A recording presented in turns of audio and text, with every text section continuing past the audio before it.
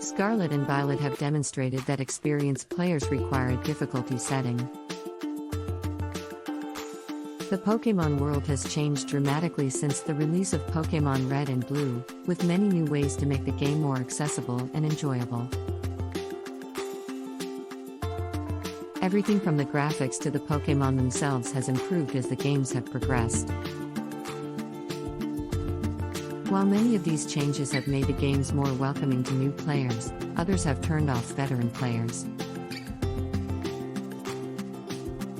One such improvement is that opposing trainers are now easier to defeat.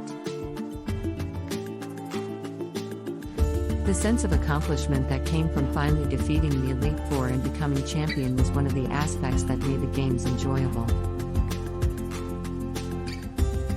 Some experienced players may believe that because of the new, more accessible gameplay, this sense of accomplishment is no longer as strong as it once was.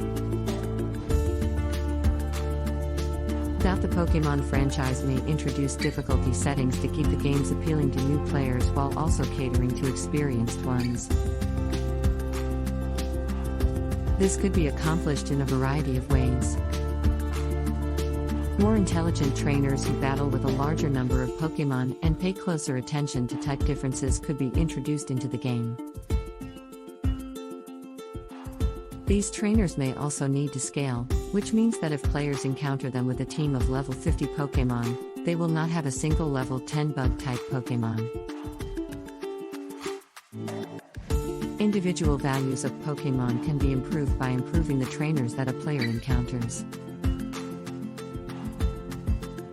This is what made Cynthia, the Sinnoh region's champion, so difficult to defeat. All of these would scale depending on the difficulty. Someone who wanted to play on master difficulty, for example, might run into tricky.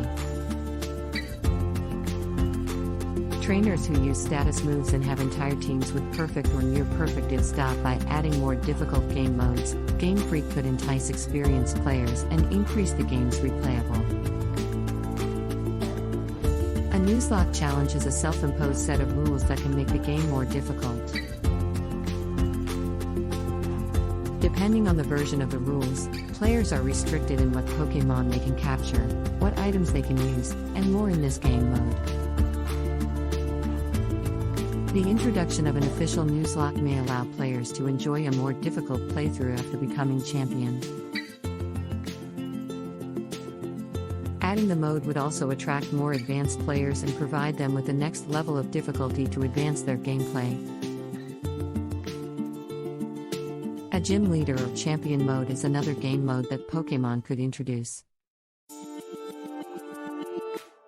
Trainers could be limited to one Pokémon type and run a gym where they help their community and battle increasingly difficult opponents until they are dethroned.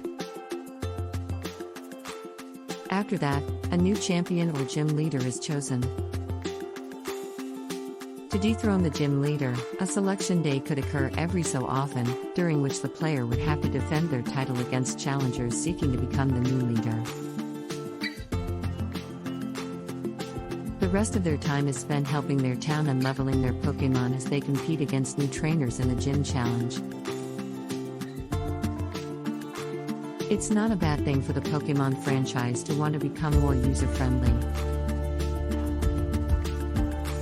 The older games required a lot of grinding to level Pokémon, and players could only level 1 to 2 Pokémon at the time before Experience Share and Team Experience Share were introduced.